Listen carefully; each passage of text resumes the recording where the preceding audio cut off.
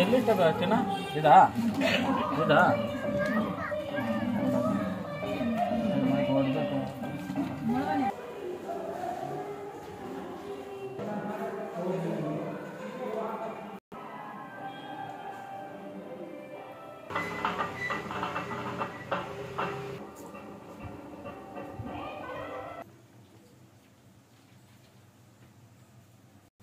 ಅಲ್ಲಿಂದ ಝೂಮ್.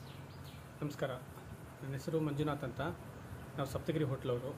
ಶ್ರೀ ಪಿರಿಯ ಪಟಾಳಮ್ಮ ಹಾಗೂ ಚಾಮುಂಡೇಶ್ವರಿ ದೇವಿ ಅನುಗ್ರಹದಿಂದ ಎಲ್ಲರಿಗೂ ನನ್ನ ನಮಸ್ಕಾರಗಳು. ನಾವು 2019ರಲ್ಲಿ ನಮ್ಮ ಹೋಟ್ಲಲ್ಲಿ ಪ್ರಾರಂಭ ಮಾಡಿದ್ವಿ. ಆವಾಗ ಸತೀಶ್ ಅವರು ಬಂದು ದೇವಸ್ಥಾನಕ್ಕೆ ಪ್ರಸಾದ ಮಾಡಬೇಕು ಅಂತ ಹೇಳಿದರು. ಅದೇ ರೀತಿ ಆ ಅಮ್ಮನ ಅನುಗ್ರಹದಿಂದ ಮಾಡ್ತೀವಿ ಅಂತ ಪ್ರಸಾದ ಮಾಡೋಕ್ಕೆ ತೊಗೊಂಡ್ವಿ. ಬೆಲ್ದನ್ನ ಮಾಡಿಸಿದ್ರು.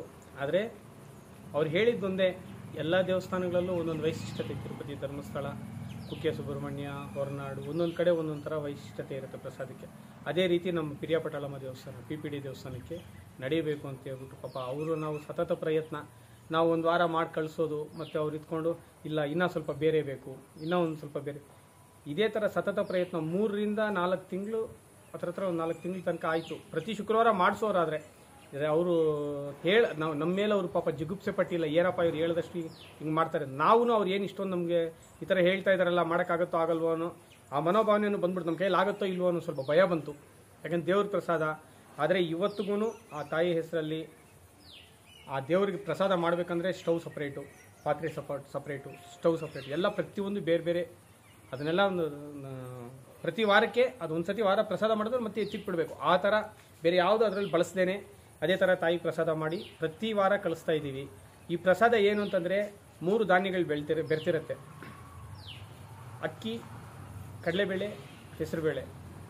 ಅದೇ ಥರನೇ ಗೋವಿನ ತುಪ್ಪ, ಬೆಲ್ಲ, ದ್ರಾಕ್ಷಿ, ಗೋಡಂಬಿ, ಪ್ರತಿಯೊಂದು ಏಲಕ್ಕಿ, ಪ್ರತಿಯೊಂದು 9 ಬಗೆಯ ಎಲ್ಲ ವಸ್ತುಗಳನ್ನ ಅದರಲ್ಲಿ ಬೆರೆಸಿ ಆ ತಾಯಿಗೆ ಪ್ರಸಾದ ಮಾಡೋದ್ರಿಂದ ಇವತ್ತು ಏನಾಗಿದೆ, ಪ್ರತಿಯೊಬ್ಬರೂ ಆ ಪ್ರಸಾದ ಕೈಗೆ ದೇವಸ್ಥಾನದ ಹತ್ರ ನಾನು ಮೊನ್ನೆ ಹೋಗಿ ತೊಗೊಂಡಿದ್ದೆ, ಇವತ್ತು ಬಂದು ಪ್ರಸಾದ ತೊಗೊಂಡು ನೋಡಿದೆ.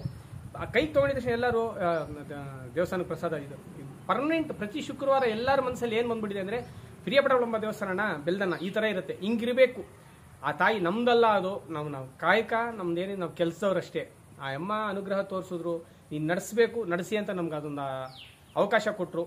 ಇವತ್ತು 2019ರಿಂದ ಬಿಡ್ದಂಗೆ ನಮ್ಮ ಹೋಟ್ಲಲ್ಲಿ ಓಪನ್ ಆದಾಗಿಂದ ಈ ಕ್ಷೇತ್ರಕ್ಕೆ ಬಂದ್ವಿ. ಆ ತಾಯಿ ಮಹಿಮೆ ನೋಡಿ, ಆ ಅಮ್ಮನ ಅನುಗ್ರಹದಿಂದ ಪ್ರತಿ ಒಂದು ವಾರನೂ ಬಿಡ್ದಂಗೆ. ಅದು ಇನ್ನೊಂದೇನಂತಂದರೆ ಮನುಷ್ಯನಿಗೆ ತಾಳ್ಮೆ ಅನ್ನೋದು ಒಂದಿದೆ. ಅವರು ಸತೀಶ್ ಅವರು ನಮ್ಗೆ ಬಂದು ಪ್ರಸಾದ ಮಾಡಿಕೊಡಿ ಅಂತ ಬಂದು ಒಂದು ದಿನ ಹೇಳಿದ್ರು. ಆಯಿತು, ಒಪ್ಕೊಂಡ್ವಿ, ಮಾಡ್ತೀವಿ. ಆದರೆ ಯಾವತ್ತೂ ಅವ್ರು ಜಿಗುಪ್ಸೆ ಒಂದು ಇದಿಲ್ಲ, ನನ್ನ ಕೈಯಲ್ಲಿ ಆಗೋದಿಲ್ಲ, ಈ ವಾರ ನಿಲ್ಲಿಸ್ಬಿಡೋಣ ಆ ಥರದ್ದು ಇಲ್ಲದೇನೆ ಪ್ರತಿ ವಾರ, ಪ್ರತಿ ಗುರುವಾರ ಅಥವಾ ಸಂಜೆನೇ ಫೋನ್ ಮಾಡಿಬಿಡ್ತಾರೆ, ಪ್ರಸಾದ ಕಳಿಸ್ಕೊಡ್ಬೇಕು. ಅವ್ರು ಹೇಳಿದ್ರು ನಾವು ಇಷ್ಟು ಊರಲ್ಲಿ ಇದ್ರೂ ಸರಿನೇ ಬಂದಿಲ್ಲ, ಆ ಪ್ರಸಾದ ರೆಡಿ ಆಗಬೇಕು. ನಮ್ಗೆ ಆ ಪ್ರಸಾದ ರೆಡಿ ಮಾಡಬೇಕು, ದೇವಸ್ಥಾನಕ್ಕೆ ಟೈಮ್ ಕರೆಕ್ಟಾಗಿ ಆ ತಾಯಿಗೆ ನೈವೇದ್ಯ ಕೊಟ್ಟು ಕಳಿಸ. ಇಂಥ ಒಂದು ಮಹಾಭಾಗ್ಯ ಸಿಕ್ಕಿರೋದು ನಮ್ಗೆ ಅದೃಷ್ಟ. ಇದೇ ರೀತಿಯೇ ಕೋಟೆ ತಿಮ್ಮರಾಯ ಸ್ವಾಮಿ ದೇವಸ್ಥಾನಕ್ಕೆ ಪ್ರತಿ ಶನಿವಾರ, ಕಾಶಿ ವಿಶ್ವೇಶ್ವರ ಸ್ವಾಮಿಗೆ ಪ್ರತಿ ಸೋಮವಾರ. ಇಷ್ಟು ದಿನಗಳ ನಮ್ಮ ಪ್ರಯತ್ನ ಏನಿದೆಯೋ ಇದನ್ನು ನಾವು ಬಿಡದಂಗೆ ಹೀಗೆ ಈ ದೇವಿಯ ಕೈಂಕರ್ಯನ ಮುಂದುವರಿಸ್ತಾ ಇದ್ದೀವಿ. ಹೇಗೆ ತಿರುಪತಿ, ಧರ್ಮಸ್ಥಳ, ಕುಕ್ಕೆ ಸುಬ್ರಹ್ಮಣ್ಯ ಎಲ್ಲ ಕಡೆಯೂ ದೇವ್ರ ಪ್ರಸಾದಗಳಿಗೆ ಒಂದೊಂದು ವೈಶಿಷ್ಟ್ಯತೆ ಇಟ್ಟಿದ್ದಾರೆ.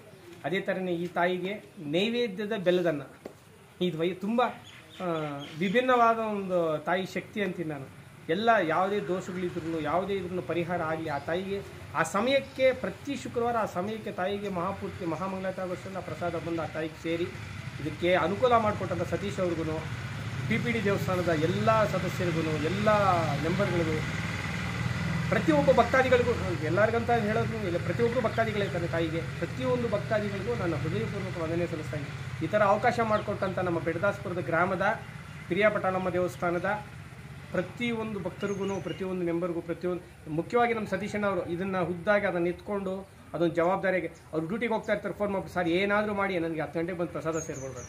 ಅವ್ರು ಯಾವುದೋ ಊರಲ್ಲಿ ಇರ್ತಾರೆ, ಫೋನ್ ಮಾಡಿ ನಮ್ಗೆ ಏನಾದರೂ ಮಾಡಿ ಅದು ನೋಡಿ. ಅದು ಎಲ್ಲಿದ್ರೂ ಪ್ರತಿ ಶುಕ್ರವಾರ ಆ ದೇವ್ರ ಪ್ರಸಾದ ಹೋಗಿದೆಯಾ ಇಲ್ವಾ, ಅದೊಂದು ಮನೋಭಾವನೆ, ಒಂದು ಭಕ್ತಿನ ಅಥವಾ ಪ್ರೀತಿನ ದೇವಸ್ಥಾನದ ಮೇಲೆ ಒಂದು ತಾಯಿ ಮಗನ ಸಂಬಂಧ ಅಂತೀನಿ ನಾನು. ಆ ಥರ ಒಂದು ಹೆಚ್ಚು ಉದ್ದೇಶನ ತೋರಿಸಿ ಅವರು ಪ್ರತಿ ವಾರ ಬಿಡ್ದಂಗೆ ನಾವು ಆ ತಾಯಿಗೆ ಪ್ರಸಾದ ಮಾಡಿಸಿ ಆ ಅಮ್ಮನಿಗೆ ನೈವೇದ್ಯ ಕೊಡ್ತಾ ಇದ್ದಾರೆ ಅಂದರೆ ಅವ್ರ ಕುಟುಂಬಕ್ಕೆ ಎಲ್ಲರಿಗೂ ಪ್ರತಿಯೊಂದು ನಮ್ಮ ಬೆಡದಾಸ್ಪುರ ಗ್ರಾಮಸ್ಥರು ಎಲ್ಲರಿಗೂ ಅವ್ರ ಕುಟುಂಬಕ್ಕೂ ಆ ತಾಯಿ ಅನುಗ್ರಹ ಸಕಲ ಐಶ್ವರ್ಯಗಳನ್ನು ಕೊಟ್ಟು ಆಶೀರ್ವಾದ ಮಾಡಬೇಕು ಅಂತ ಬೇಡ್ಕೊತಾ ಇದ್ದೀನಿ. ಜೈ ಭುವನೇಶ್ವರಿ, ಜೈ ಕರ್ನಾಟಕ ಮಾತೆ, ಜೈ ಪ್ರಿಯಾಪಟ್ಟಳಮ್ಮ, ಜೈ ಚಾಮುಂಡೇಶ್ವರಿ.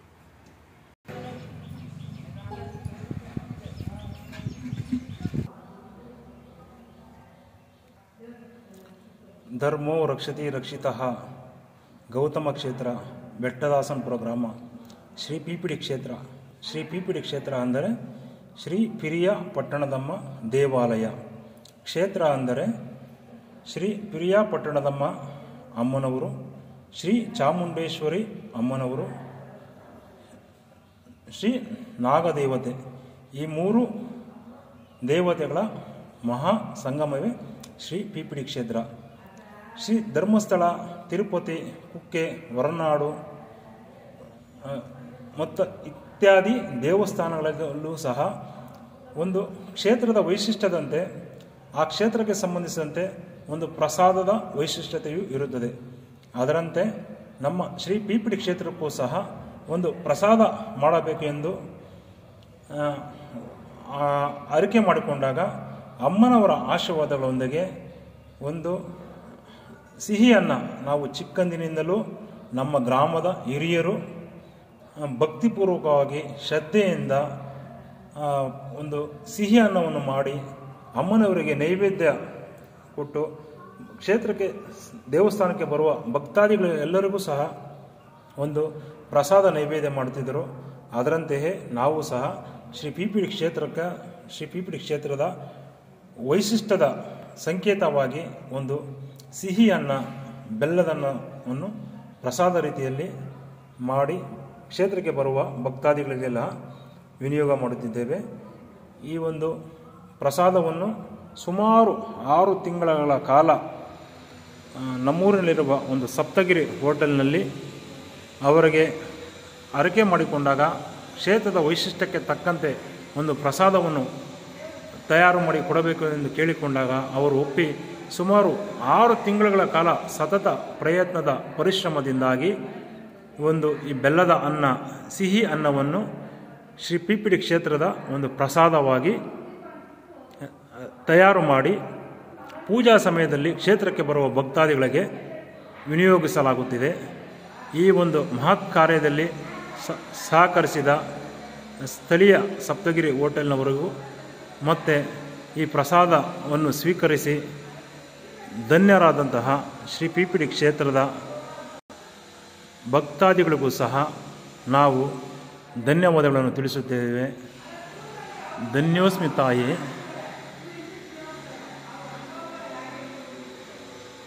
ಧನ್ಯೋಸ್ಮಿ ತಾಯಿ.